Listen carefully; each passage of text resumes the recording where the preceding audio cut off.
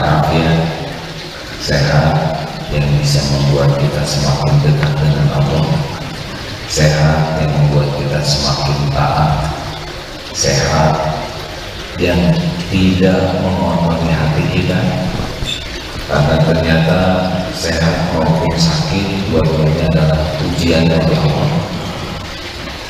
Yang lulus adalah yang bisa membuat dirinya semakin dekat dengan Allah.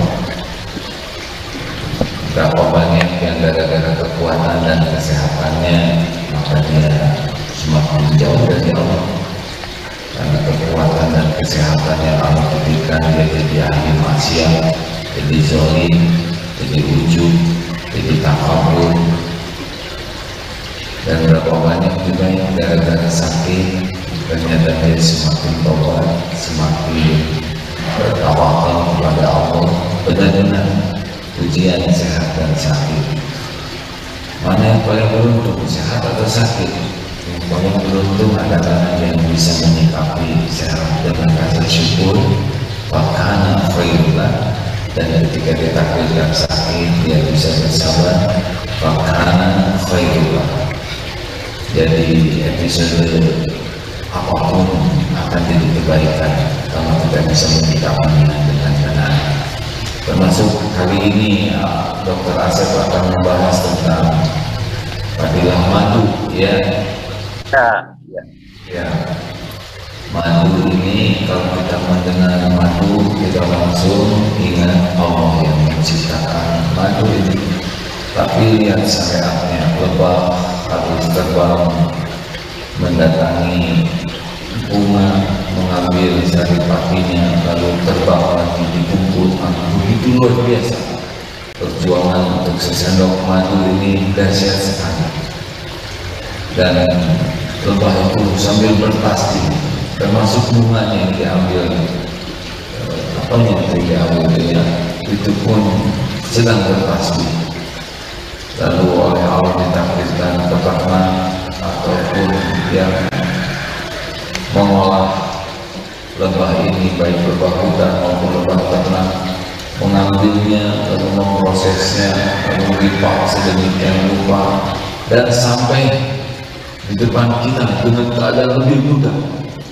Kita tidak harus bertaruh dalam beratnya situasi menghadapi lebah, tidak harus takut disengat, sekarang ada di depan kita. Masuk ini ya, air madu hangat. Ini luar biasa kalau kita minum madu tidak sampai ingat kepada Allah yang menciptakan. Termahal dari minum madu sebetulnya bukan madunya, termahal dari madu adalah ingat kemahabesaran Allah yang menciptakan. Prosesnya luar biasa, dari hutan, dari ada yang dari Kanada, ada yang dari Selandia Baru, ada yang dari Australia, ada yang dari Lampung, dari mana-mana. Sekarang dimudahkan hadir di depan kita. Apakah nanti menjadi jalan kesembuhan atau tidak, itu nomor sekian. Tetapi melihat madu nambah keyakinan kepada Allah, belum lagi rasanya yang menakjubkan. Di antara semua obat-obat madu yang paling murah dan paling nikmat. Wa bi ayyi ala'i rabbikuma tukadziban. Nah, Allah juga yang menciptakan perut. Kalau kita sakit perut, ya itu pasti diizinkan. Jadi kalau sakit perut itu langsung yang diingat Allah yang menciptakan perut ini, yang menciptakan rasa sakit juga Allah. Dan sakit ini dengan izin Allah. Kenapa kita dibuat sakit? Pasti supaya kita ingat Allah, meminta tolong kepada Allah, ikhtiar di jalan Allah, sehingga sakit ini bisa jadi pengukur dosa, penambah pahala, penyempurna ikhtiar, bisa berbagi rezeki dengan hamba Allah lainnya. Luar biasa banyak hikmah dari sakit. Dan ketika Allah takdirkan sembuh, nambah iman, ya Allah Engkau yang kuasa. Makanya sehat, sakit, semuanya bagi orang yang beriman itu adalah kebaikan. Cuma ingat, walaupun kita akan membahas khasiat madu, ya, jangan sampai kita menganggap madu ini hebat. Jadi ketika kita minum air madu, kita harus yakin, ya Allah, madu adalah ciptaanmu. Khasiat apapun yang ada pada madu ini adalah Engkau yang menciptakannya. Dan sehebat apapun khasiat ini, saya sembuh atau tidak hanya dalam genggaman. Engkau lah yang maha menyembuhkan, bukan madu, bukan khasiat, tapi Allah yang maha menyembuhkan. Bismillahirrahmanirrahim. Jadilah sakit, madu, semuanya jadi amal soleh. Nah, kurang lebih begitu. Mungkin ada yang nanya, apa tumben bajunya begini? Ini adalah baju santri siap guna, ya. Memang seragamnya begini, ya, karena di yang jualan kodian ada yang begini, ya. Jadi ini kodian meriah, ya, karena kita bukan pasukan khusus, tapi kita adalah orang-orang yang berusaha memperbaiki diri dan berusaha melakukan yang terbaik. Kenapa pagi ini pakai baju SSG?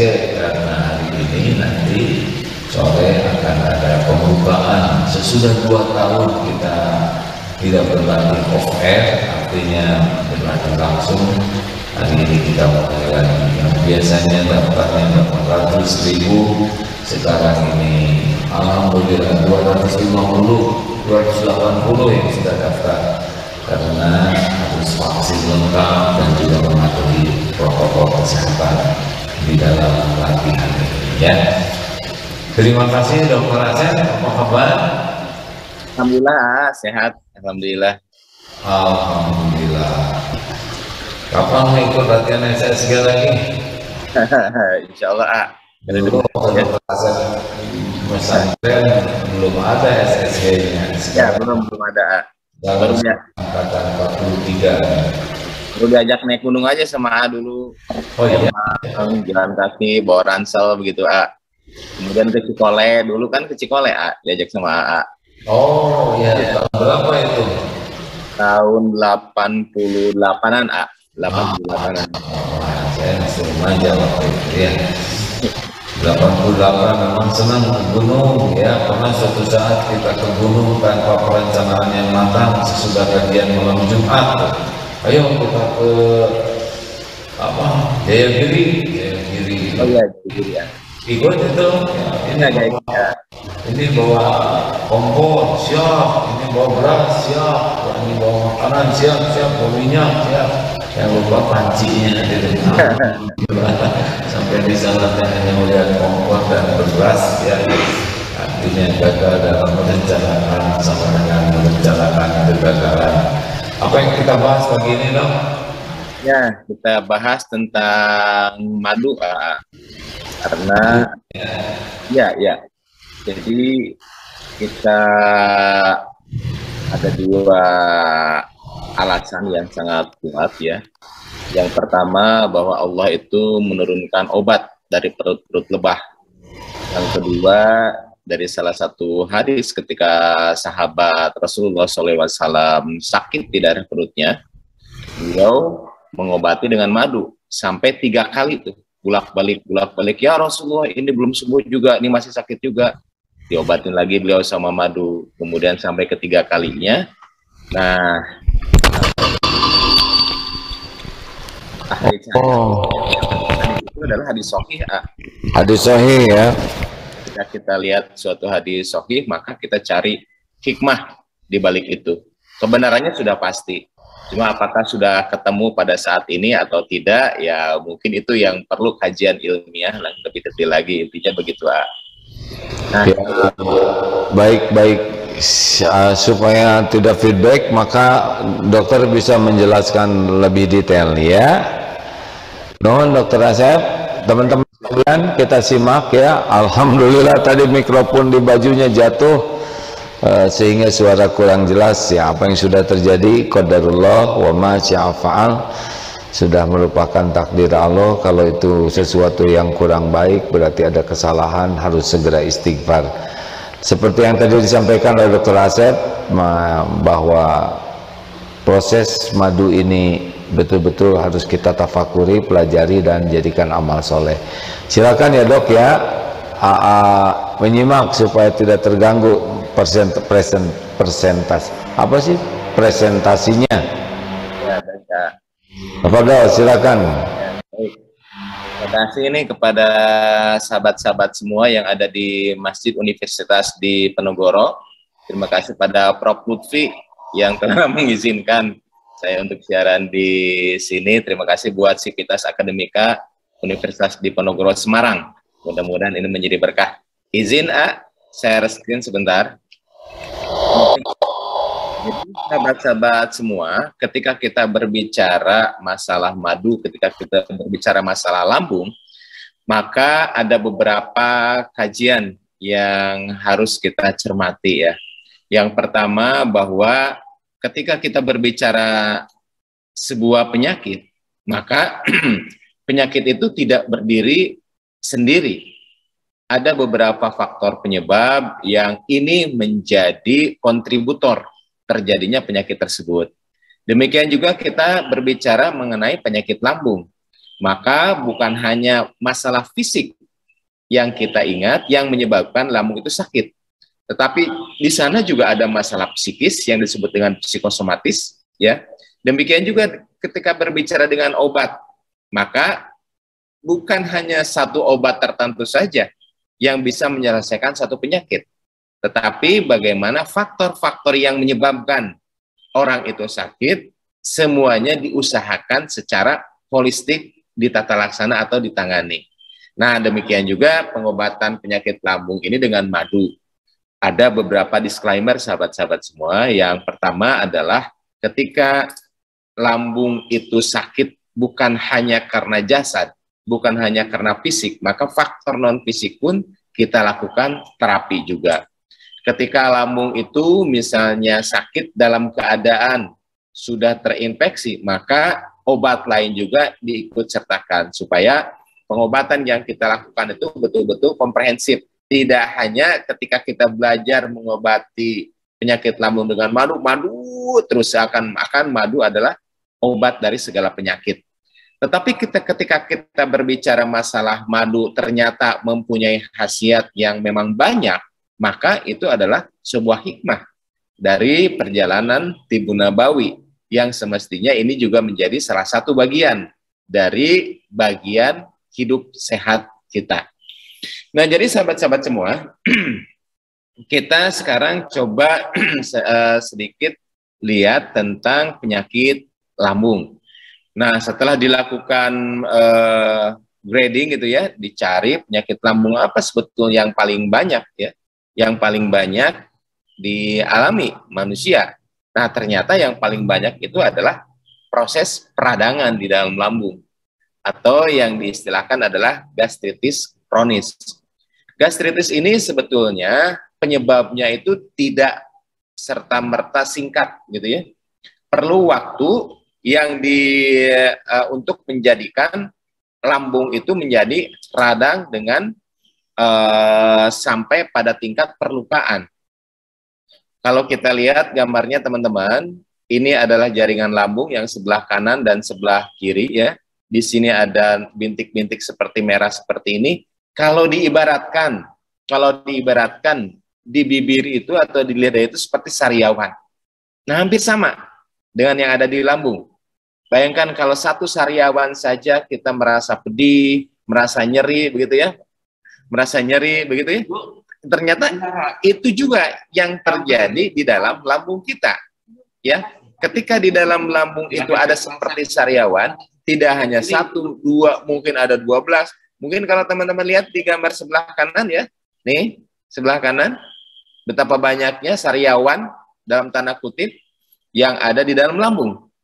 Sehingga keluhannya dari mulai nyeri, kemudian juga pedih, kemudian kadang-kadang timbul rangsang untuk bergerak lambungnya itu untuk mengarahkan peristaltik sehingga timbul rangsang mual ya. Kemudian kadang-kadang karena peristaltik berlebihan, gerakannya itu berlebihan, kadang-kadang timbul lelah, fatigue. Yang timbul adalah kadang-kadang kembung begitu ya. Di samping di sana juga ada gangguan untuk pasase. Jadi sahabat-sahabat semua, ketika kita berbicara masalah penyakit lambung yang paling sering diantaranya adalah penyakit gastritis. Termasuk kalau kita berbicara juga dengan istilah begitu ya, asam lambung saya lagi naik. Nah, inilah yang terjadi teman-teman. Jadi bukan hanya masalah asam lambungnya yang naik sebetulnya. Ketika asam lambung kadarnya tinggi, dalam keadaan lambung sehat sebetulnya nggak terlalu jadi masalah. Kenapa? Karena lambung itu punya barrier, punya protektor. Ada di sana lapisan mukosa, lapisan lendir begitu ya.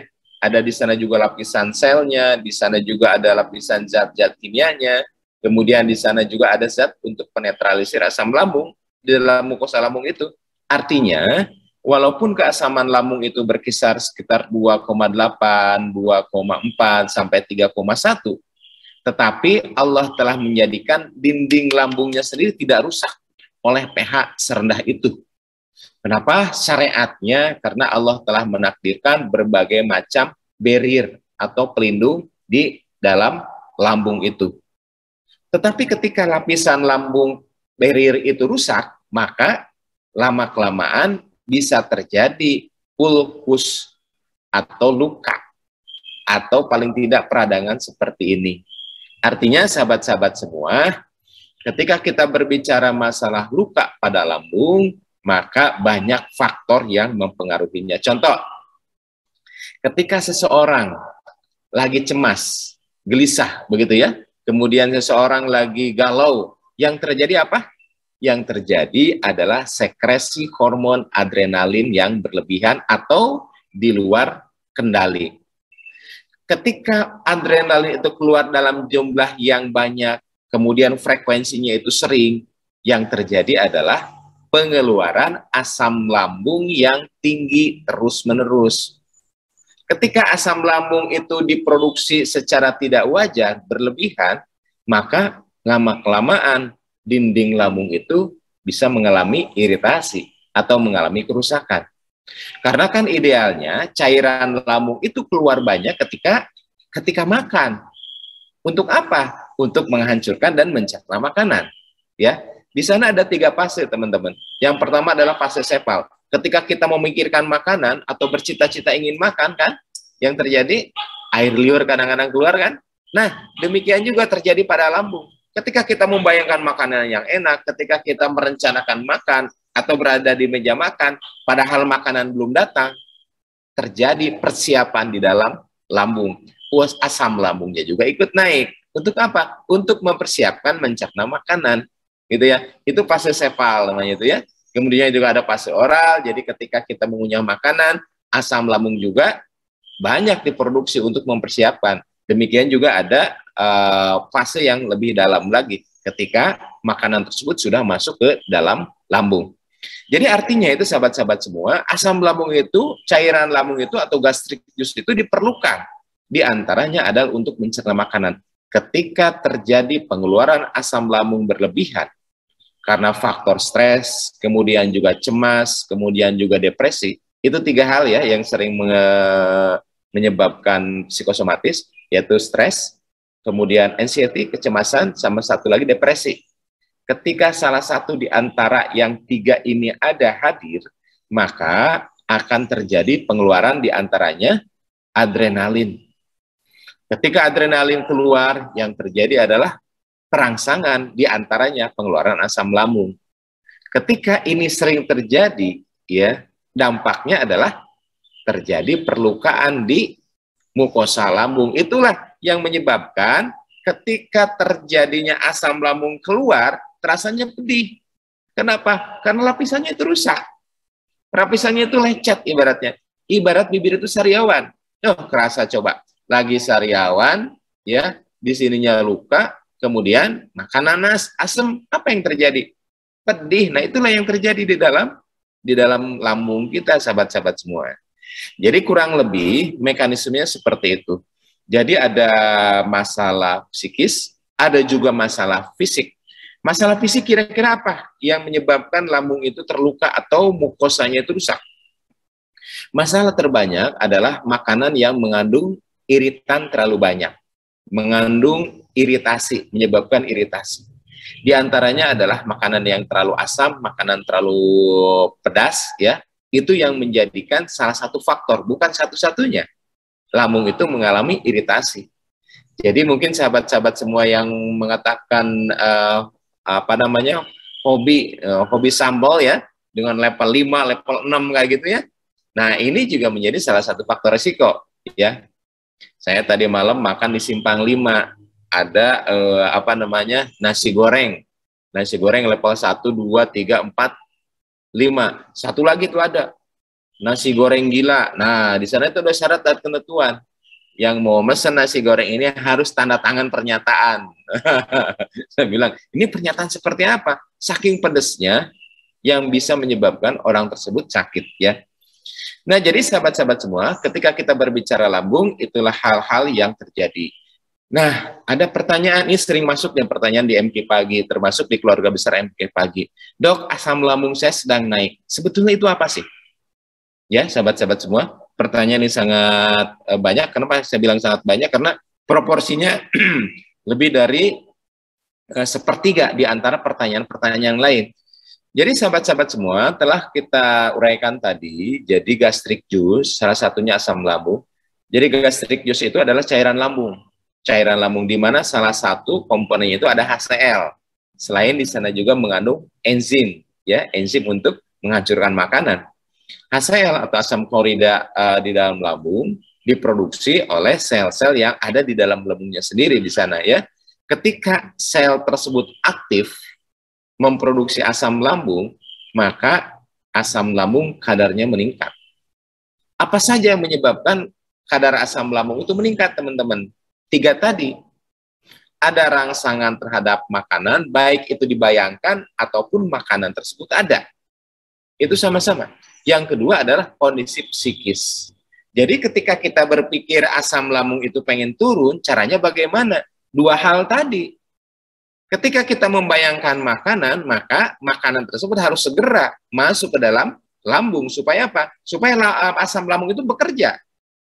Kalau kita hanya membayang-bayangkan makanan tersebut tidak ada, maka asam lambung keluar, tapi mereka tidak melakukan pencernaan terhadap makanan. Akibatnya, lama-kelamaan bisa terjadi iritasi. Yang kedua adalah aspek psikis tadi. Ya, sahabat-sahabatnya 3 hal tadi kan? Cemas, depresi, sama satu lagi stres. Jadi kalau asam lambung pengen turun, ini 3. Ada faktor fisik, ada faktor psikis. Dua-duanya harus dijalankan. Ya, kecemasan, depresi, kemudian juga stres. Dihilangkan dengan apa coba? Dengan zikir. Nah, saya ingin membawa teman-teman semua, ketika kita berbicara masalah lambung, jadi bukan hanya masalah obatnya, termasuk di sini madu, tetapi bagaimana kita mengetahui apa sebetulnya penyebab penyakit lambung dan bagaimana menata laksana itu secara menyeluruh. Ya, jangan sampai begini nih, saya udah minum katanya obat omeprazol, lansoprazol, loh. Kemudian juga saya udah minum ranitidin, tapi ternyata kenapa kok kumat-kumat lagi? Nah, kemudian kita wawancara. Problemnya ini di mana penyebabnya? Penyebabnya ternyata beliau itu adalah seorang notaris. Ketika beliau menghadapi klien, ya, kadang-kadang ada sering timbul kecemasan, apakah ini jadi atau enggak? Apakah ini bermasalah atau enggak? Apakah ini bisa menjadi solusi ataukah enggak, dan lain sebagainya.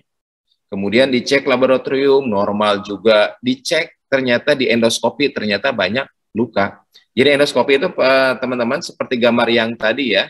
Jadi dimasukkan kamera ke dalam mulut, kemudian sampai ke dalam lambung, dilihat permukaannya lambungnya seperti apa. Nah, di sanalah banyak bintik-bintik luka. Jadi faktor kecemasan bukan hanya masalah obat secara fisik, teman-teman, ya. Nah, yang kedua baru masalah aspek jasadiah. Jadi bagaimana kita mengelola luka-luka yang terjadi di dalam lambung itu dengan menggunakan obat-obatan. Di antaranya yang pagi ini kita bahas adalah madu. Ya, Dok, betul nggak sih madu menjadi salah satu obat lambung? Ya, nanti kita coba teliti ya. Nanti kita coba saya sampaikan beberapa penelitiannya. Kalau saya ungkap sebetulnya ya, dari beberapa riset yang saya baca, bukan saja madu itu dipakai untuk pengobatan lambung itu bukan hanya pada zaman kenabian. Sebelum zaman kenabian, madu itu sudah banyak digunakan untuk berbagai macam penyakit ya. Di antaranya adalah penyakit perut. Penyakit perut terbanyak di antaranya adalah penyakit lambung. Baik, kita lanjutkan sahabat-sahabat semua. Kita lihat ya beberapa penelitiannya. Ini penelitian dilakukan untuk melihat pengobatan-pengobatan tradisional. Mohon maaf, di sini ada tipe. Pengobatan-pengobatan tradisional, teman-teman. Pengobatan yang ada di India, pengobatan yang ada di China, pengobatan yang ada di Mesir.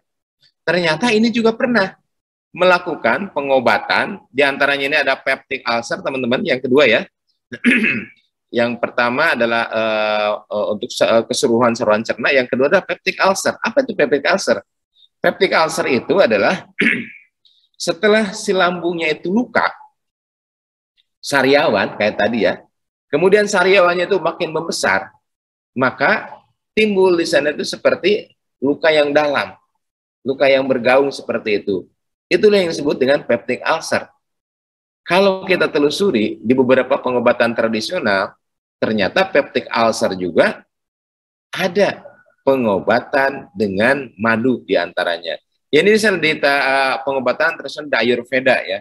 Ayurveda itu di sekitar India, kemudian juga Pakistan, Sri Lanka, begitu ya. Di sana berkembang pengobatan-pengobatan tradisional. Nah, ternyata pengobatan tradisional itu sekarang masih ada dan dilakukan penelitian.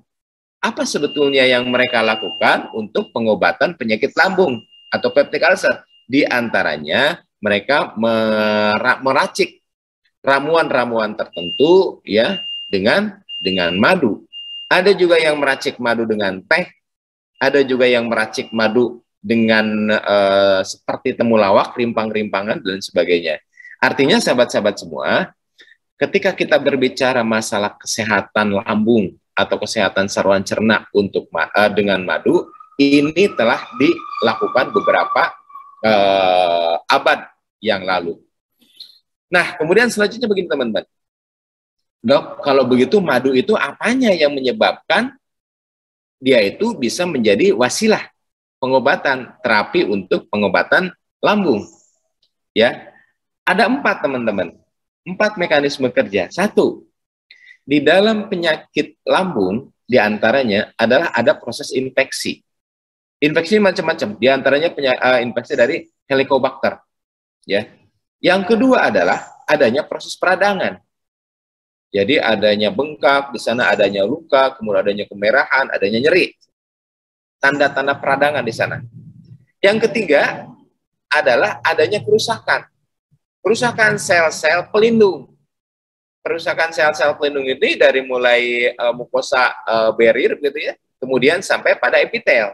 Ya. Dan yang keempat, adanya perlukaan sampai perlukaan tersebut menimbulkan kerusakan dari jaringan yang ada di bawahnya, ada pendarahan, seperti itu ya. 4 mekanisme yang terjadi pada penyakit gastritis tadi. Nah, sekarang di mana perannya?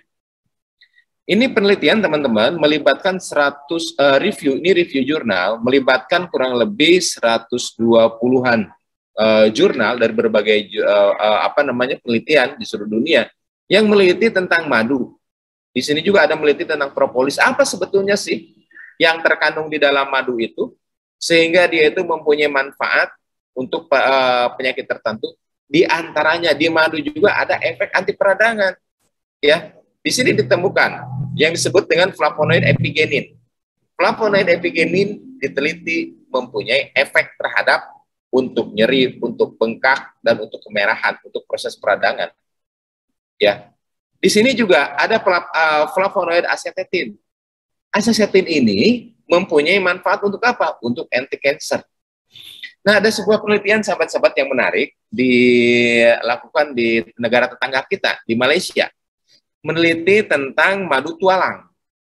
Madu tualang itu di Indonesia dikenal dengan madu sialang. Madu sialang itu banyak di hutan Sumatera. Mulai dari Palembang, Jambi, Bengkulu, kemudian banyak juga di Riau. Madu sialang. yang apa namanya, yang sarangnya itu besar-besar loh. Bisa saja sarangnya itu sekitar 2 meter, 3 meter begitu ya, madu sialang. Nah, ternyata madu sialang juga diteliti oleh teman-teman kita, itu mempunyai manfaat sebagai perangsang terjadinya apoptosis. Jadi ketika ada suatu sel yang mengalami kerusakan, maka harusnya sel itu segera hancur, ya, apoptosis. Nah, apoptosis yang diperantarai oleh dengan konsumsi madu sialang adalah matinya sel-sel kanker payudara, yaitu dengan mekanisme apoptosis dengan perusakan mitokondria pada sel-sel kanker payudara. Silakan teman-teman searching nanti penelitiannya ya, supaya nanti bisa lebih objektif teman-temannya. Tetapi jangan juga begini, ketika tahu bahwa madu sialang itu bisa untuk apoptosis kanker payudara, seakan-akan hanya madu tualang yang dikonsumsi. Akan kata Dokter Asep juga, ini madu tualang bisa mengobati kanker payudara. Makan aja madu tersebut tanpa melakukan terapi-terapi lain. Ingat, terapi pada diri manusia itu harus holistik dari berbagai sisi. Ketika kita tahu madu itu menjadi sebagai salah satu terapi, jadikanlah sebagai salah satu dari faktor terapi, bukan satu-satunya. Ketika misalnya kanker payudara itu perlu dilakukan operasi, maka harus dibuang tumornya itu, supaya apa? Supaya dia itu tidak menyebar dan sebagainya. Jadi jangan sampai teman-teman setelah mendengar uraian ini mengobati satu penyakit itu dengan hanya satu komoditas atau hanya dengan satu jenis saja. Ingat bahwa tubuh kita itu tidak didesain untuk hanya mengandalkan satu jenis pengobatan. Ada pengobatan jasadiyah, ada pengobatan qalbiyah juga. Ya, pengobatan jasadiyah juga macam-macam. Ada pengobatan tradisional, ada pengobatan modern dan sebagainya. Jadi intinya sahabat-sahabat semua, kita harus bijak dalam berpikir, gunakanlah teknologi dan pengetahuan mutakhir. Baik, kita lanjut ya teman-teman ya. Ini kita lihat teman-teman. Antiinflamasi, ada juga antibakteri di sini. Ya, di dalam madu itu mengandung juga flavonoid quercetin namanya itu. Dia mempunyai efek antibakteri. Di samping juga dia mempunyai efek anti kanker. Artinya sahabat-sahabat semua, ketika kita lihat dalam madu itu mempunyai berbagai macam hal yang menurut kejadiannya itu bisa bermanfaat untuk lambung, maka di sini juga sangat memungkinkan untuk menjadi pengobatan terhadap lambung. Ini juga sama, ada krisin juga di sana, ada juga fisetin di sana juga, kemudian juga ada caffeic acid phenylethyl ester di antaranya. Jadi ini komposisi yang ada di dalam madu yang ketemu mempunyai manfaat. Teman-teman, di sini ya ada antioksidannya juga. Antioksidan perlu untuk apa? Untuk perbaikan, untuk memudahkan perbaikan kerusakan sel-sel yang ada di lambung tadi. Oke. Kalau begitu Pak Dokter, makan atau minum madunya? Minum madunya harus berapa lama dan berapa banyak? Nah, ini juga ternyata tidak simpel, teman-teman. Di pertemuan kemarin, saya membahas tentang propolis. Kemudian di bagian akhir, saya membahas tentang madu lemon ya. Madu lemon yang diproduksi di Mesir ya, yang ada di teman-teman di MK Berkah itu. Madu lemon itu saya bilang mempunyai manfaat superior untuk sistem saluran pencernaan. Nah, ketika kita berbicara masalah madu lemon tadi, ternyata juga ini masalah dosis berpengaruh. Di akhir tayangan kemarin saya ungkapkan bahwa untuk diabetes dengan low dose dari madu ini ternyata mempunyai manfaat dalam jangka waktu lama. Dia itu bisa membuat reseptor insulin itu peka. Dengan apa low dose-nya itu? Sekitar 25 gram. 25 gram dalam sehari ternyata itu bisa meningkatkan kepekaan reseptor insulin. Nah, kalau lebih dari 25 gram, ternyata itu juga bisa meningkatkan kadar gula darah yang bisa tidak terkendali. Artinya apa, teman-teman? Ada ilmunya ketika mengkonsumsi madu juga. Demikian juga dengan penelitian madu tualang tadi, teman-teman. Madu tualang dilakukan di penelitian di Malaysia, ya, di mana kalau kita lihat mekanismenya, ya, madu tualang itu mempunyai efek terhadap apoptosis dari sel-sel kanker, ya. Kalau saya mungkin nanti bisa saya share ya teman-teman ya, hasil risetnya. Moga ini juga bisa menjadi salah satu masukan bagi teman-teman ya, bagaimana madu tualang itu mempunyai manfaat untuk apoptosis ya. Di sini diantaranya dikatakan bahwa pada kadar yang rendah, jadi madu itu pada kadar yang rendah, ya. Jadi the effect of lower concentration, dia mempunyai dampak terhadap penurunan produksi estrogen. Ini penelitian yang madu tualang, teman-teman ya.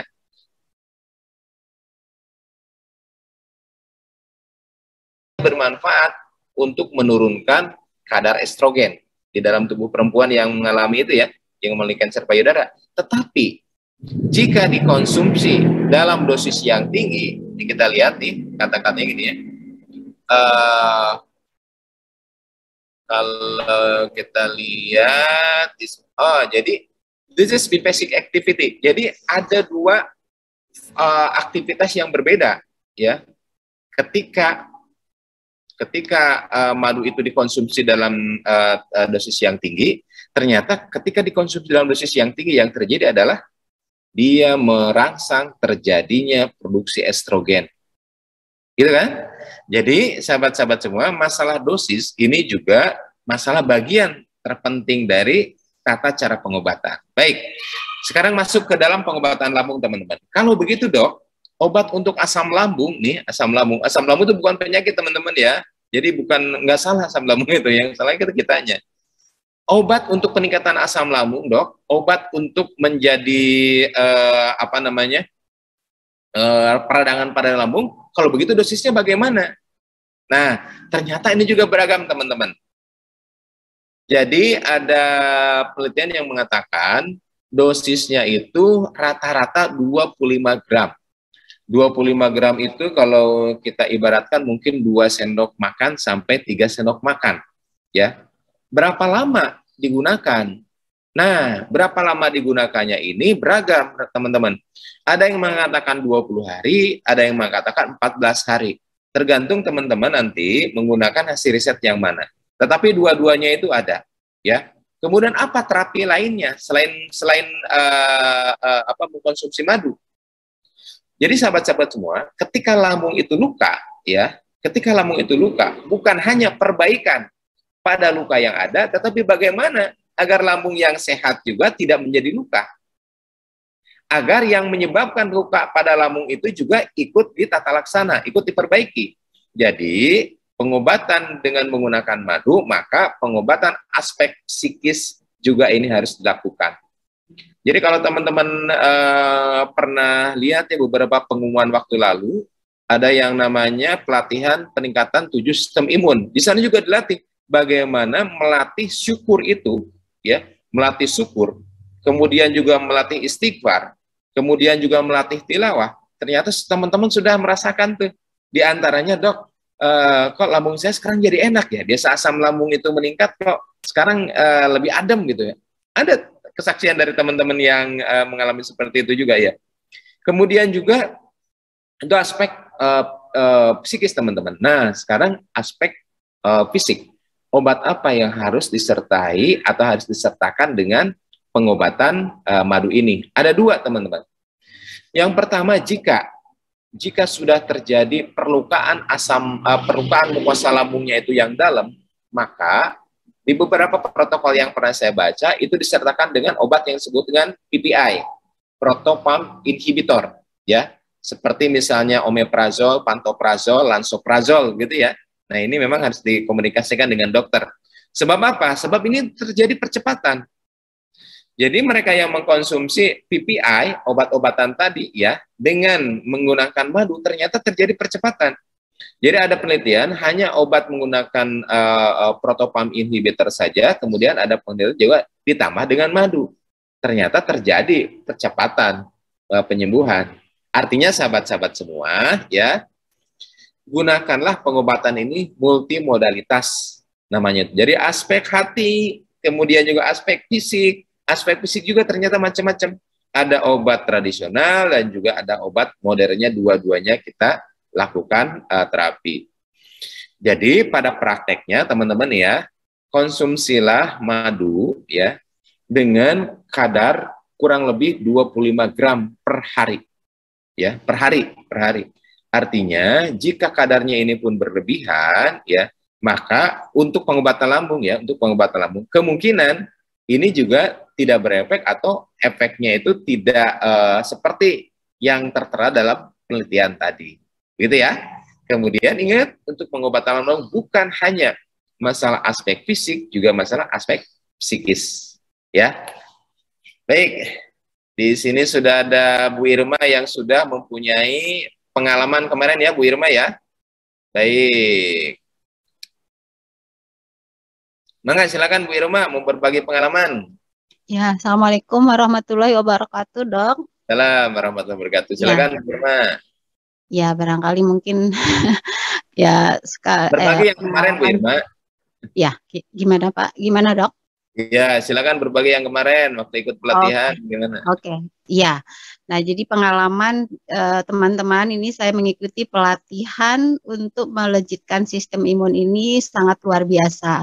Nah, jadi mungkin saya juga sarankan ini kalau memang ada apa istilahnya batch berikutnya ini sangat rugi, istilahnya rugi bandar gitu ya Dok ya, kalau saya bilang bandar kalau kita tidak ikut. Aduh, subhanallah kita dapat ilmu yang banyak sekali dan tidak hanya untuk diri sendiri, itu bisa kita sharing ke keluarga, yang paling penting ke sebanyak-banyaknya orang.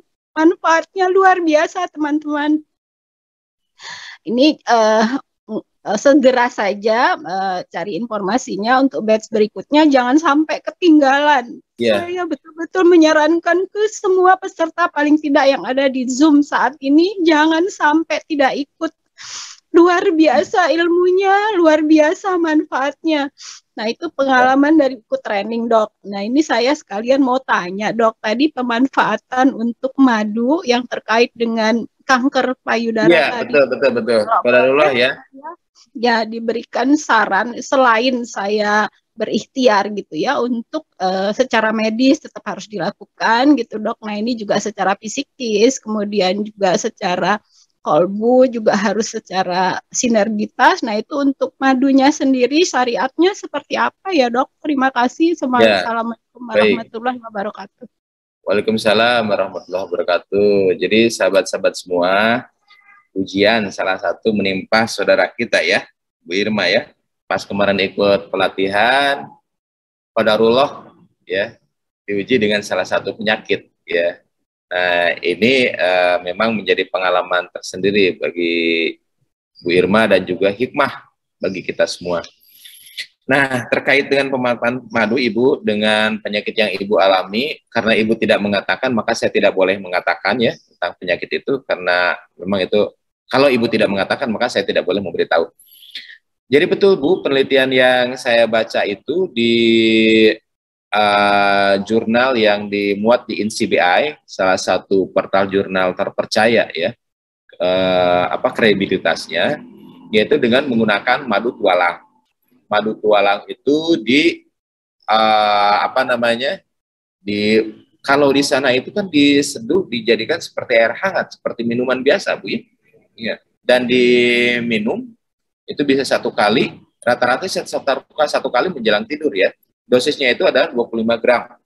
Rata-rata 25 gram teman-teman untuk low dose itu. Saya baru ketemu ini aja mungkin sekitar 10 harian yang lalu ya. Apa yang disebut dengan madu low dose itu? Dosis rendah itu yang diantaranya ditemukan adalah 25 gram per hari. Kemudian yang lainnya Bu Irma silakan saja sesuai dengan apa yang telah saya sampaikan untuk dan diskusikan ya. Baik, begitu. Kemudian kita akan masuk ke beberapa pertanyaan ya. Ada pertanyaan dari Ibu Hartati. Dok, punten, sebaiknya madu apa yang kita minum? Nuhun. Ya, betul Bu Hartati. Madu itu tergantung dari jenis nektar. Ya, nektar di mana lebah itu berada. Ada madu misalnya di daerah Yaman. Di daerah Yaman, dia menghisap nektar dari Nigella sativa, ya. Kemudian jadilah madu itu adalah madu habatus sauda, madu habat. Bukan madu dicampur habatus sauda, bukan. Tapi madu yang nektarnya itu bersumber dari bunga Nigella sativa. Ada juga dari pohon-pohon, nektarnya itu di Yaman juga diambil dari pohon sider, ya. Disebutlah juga madu sider, ya, dari Yaman. Umumnya diproduksi di sana karena kebanyakan diproduksi di Yaman. Ada juga madu randu dari pohon randu.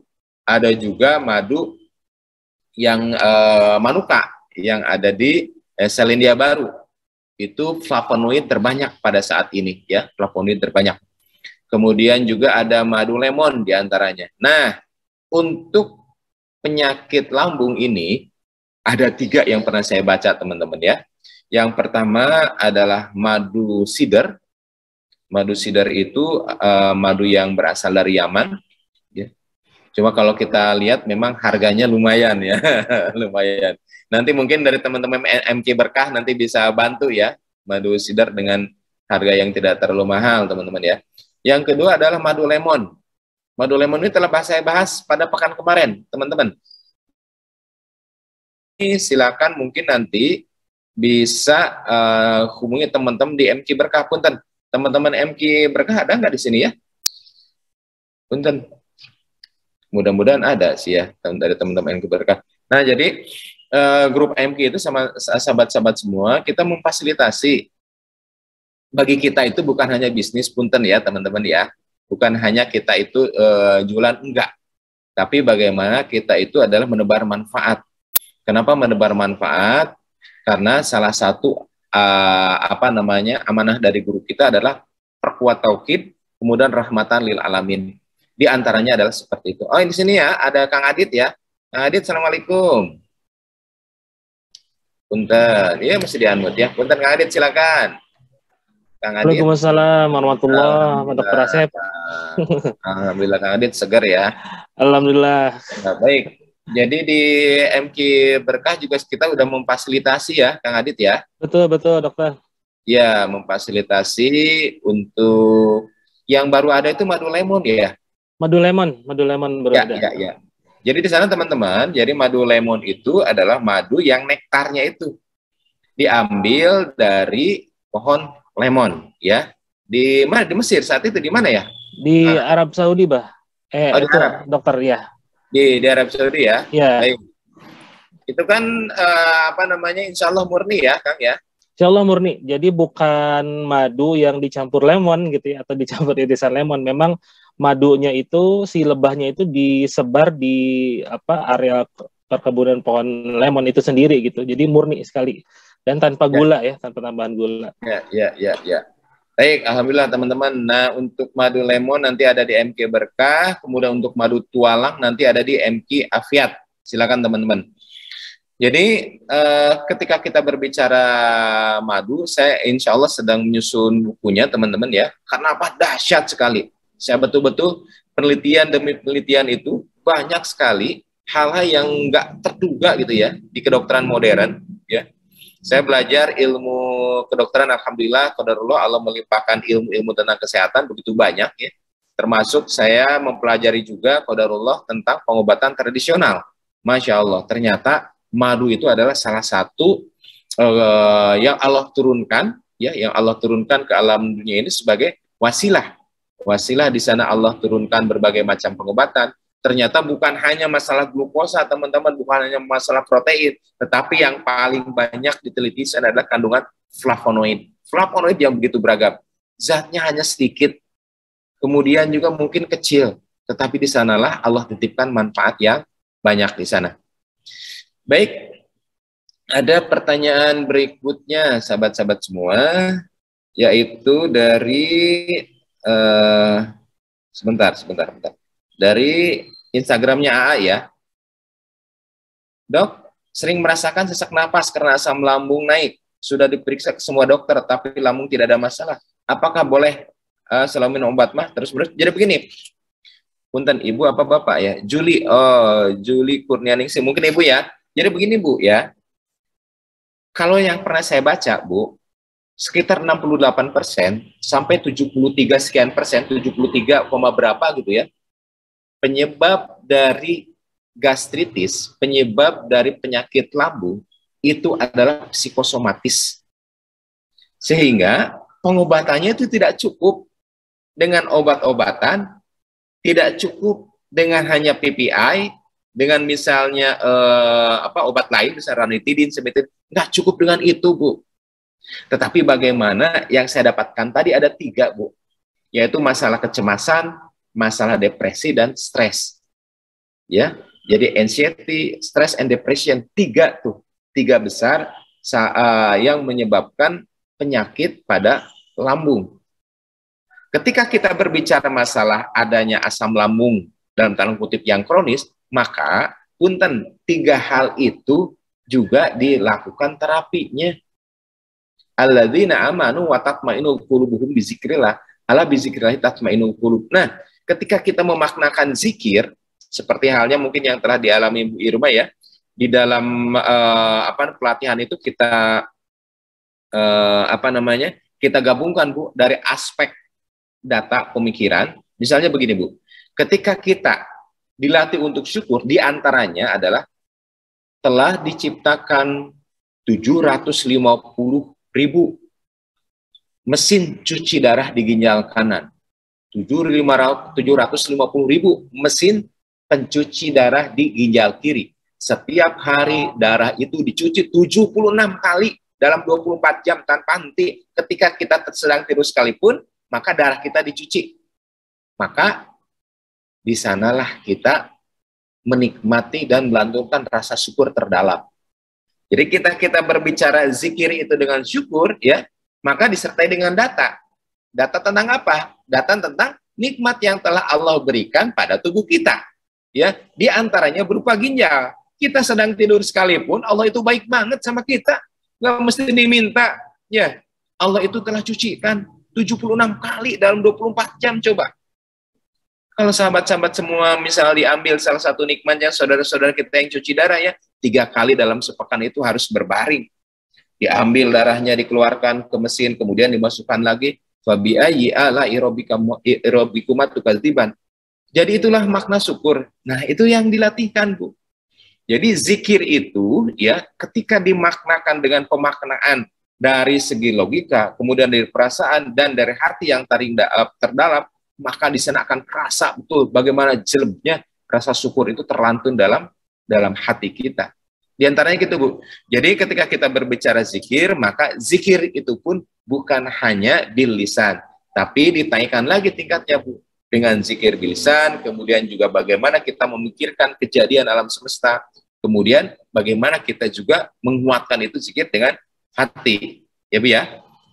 Jadi menurut saya sih, Bu, dari pertanyaan dari Instagram tadi, silakan mengkonsumsi madu. Nah, bagaimana dengan mengkonsumsi obat mah terus-menerus? Obat mah yang sering beredar di pasaran adalah obat mah dari golongan penetral asam lambung yang disebut anti-acid, ya, disingkat antacid, ya, anti-acid, jadi anti asam, disingkat antacid. Nah, antacid diproduksi kalau dikonsumsi dalam jangka waktu lama bisa menyebabkan konstipasi, yaitu terjadinya kesulitan dalam buang air. Baik, kemudian dari YouTube, Assalamualaikum Dr. Asep, saya nanya, kalau saya pegang orang itu badan sakit, misalnya saya, sendawa ya Bu ya. Baik. Kalau sering sendawa artinya adalah produksi udara di dalam lambung itu berarti tinggi ya. Kenapa produksi udara di lambung itu tinggi? Karena produksi gas yang bisa tidak teralirkan ataupun pasase atau aliran dari lambung ke usus kecil itu mengalami gangguan. Nah, bagaimana mengatasinya? Mengatasinya sebetulnya adalah di sini masalah pola makan. Jadi pola makan yang diatur, yang kedua adalah makanan-makanan yang mengurasi, dan yang ketiga adalah masalah gerak. Karena peristaltik itu adalah hubungannya dengan gerak, Ibu ya. Jadi frekuensi makan yang diatur, kemudian juga kalau bisa sih olahraga ringannya itu ditingkatkan ya. Kemudian dari Instagram, Assalamualaikum dok, mau tanya apa efek bila setelah makan kita ketiduran? Ya, baik. Jadi sahabat-sahabat semua, izin saya menampilkan lagi ini gambar lambung ya. Kalau orang lambung bentar, ini lambung, bentar, ini ya. Oh, bentar. Ini begitu. Bentar. Kalau misalnya, nah ini ya, makanan yang masuk ke dalam lambung, teman-teman, kalau berbentuk cairan, maka dalam jangka waktu 15 menit, maka dari lambung ini akan segera turun. Khusus 12 jari atau duodenum namanya ya. Nah, kalau makanan padat, rata-rata itu 3 jam. Jadi kalau misalnya seorang minum makan malam, nasi goreng, segala macam, maka 3 jam kemudian dia itu baru akan turun. Ya, apa efeknya? Jika lambung ini kemudian orang itu telentang. Kalau kata Ade Dama nggak boleh tidur telentang ya, apalagi telan obeng gitu ya, apalagi telan palu gitu ya. Maksud terlentang gitu ya, telentang. Kalau tidur telentang yang jadi apa? Yang terjadi adalah satu, lambung itu dalam kondisi penuh menekan diafragma. Diafragma itu adalah otot untuk bernapas. Akibatnya apa? Napas jadi terbatas. Yang kedua, jika klep di sini itu antara osofagus ini ya, rongkongan dengan lambung ini ada klep yang nahan supaya apa? Supaya dari lambung itu nggak bablas masuk lagi ke dalam kerongkongan. Nih, klep ini bisa mengalami gangguan. Kalau terjadi gangguan, maka disinilah asam lambung itu naik. Naik kemana? Ke tenggorokan, ke sini. Akibatnya terjadi panas. Heartburn namanya itu. Ini lagi disebut dengan GERD. Gastroesophageal reflux disease. Di sini. Sahabat-sahabat semua, kerongkongan ini tidak didesain untuk pH rendah. Ya, tidak didesain untuk pH. Di sini didesain untuk pH 6. Artinya ketika masuk zat makanan yang mengandung pH 3, yang terjadi adalah iritasi. Terjadi apa? Iritasi, panas. Itu disebut dengan heartburn. Jadi kesimpulannya sebaiknya ketika sudah makan malam ya, atau makan apapun, paling tidak 3 jam itu tidak telentang. Oh, kalau Adeda mari ketawain ini ya. 3 jaman, kalau Adeda bikin 3 jaman, wah lama banget Pak Dokter, zaman Belanda, zaman Jepang katanya, zaman penjajahan 3 jaman. Maksudnya sekitar 3 jam, ya, tidak boleh tidur telentang, gitu ya. Baik, kemudian, tinggal 1 menit lagi teman-teman. Baik, sahabat-sahabat semua, bagi yang ada di media sosial AGI, mudah-mudahan ini bermanfaat. Bagi sahabat-sahabat yang ada di Zoom, insya Allah pertanyaan nanti akan saya bahas lanjutkan ya. Semoga teman-teman yang ada di media sosial, yang ada di Facebook, Instagram, ataupun di YouTube mau beralih ke Zoom, silakan ya. Kita akan coba lanjutkan menjawab beberapa pertanyaan setelah di media sosial kita akhiri. Baik sahabat-sahabat semua, semoga bermanfaat tayangan ini. Allah telah menurunkan penyakit dan Allah juga telah menurunkan obatnya, tetapi ada kalanya obat itu belum ketemu sama kita. Ada kalanya Allah merangsang kita untuk berpikir, untuk mengambil hikmah sebanyak-banyaknya dari ayat yang tercipta dan ayat tertulis. Semoga bermanfaat. Subhanakallahumma wa bihamdika asyhadu an la ilaha anta astaghfiruka wa atubu ilaik. Assalamualaikum warahmatullahi wabarakatuh.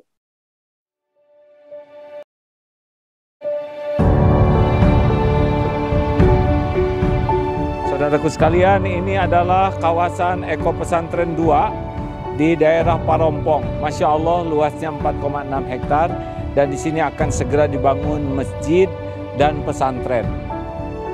Islam sangat serius untuk menjaga kelestarian alam, rahmatan lil alamin.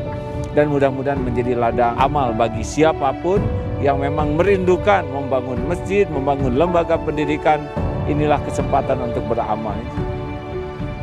Saya sangat senang sekali di daerah saya akan dibangun pembangunan masjid sama pesantren. Semoga pembangunan di sini lancar dan diberkahi sama Allah.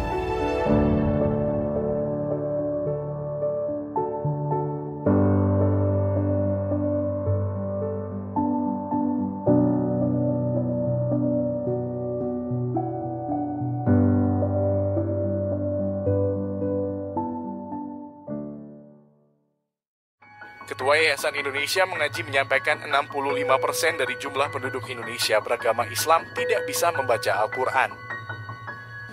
Assalamualaikum warahmatullahi wabarakatuh. Data lewat Republika, 147,5 juta umat Islam di Indonesia belum bisa membaca Al-Quran atau buta huruf Quran.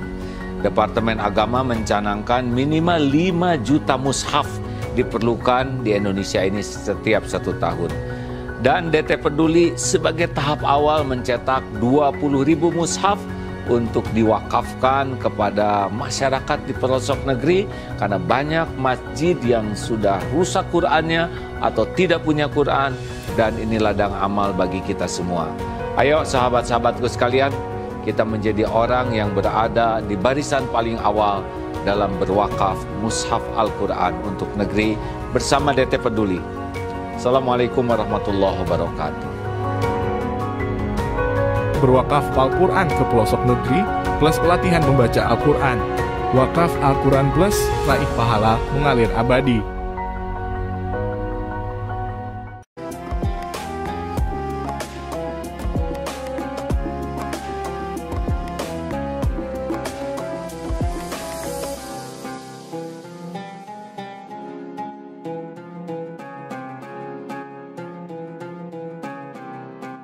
Jangan lupa, saya bilang sekalian, terus berlangganan di Darut Tauhid Official.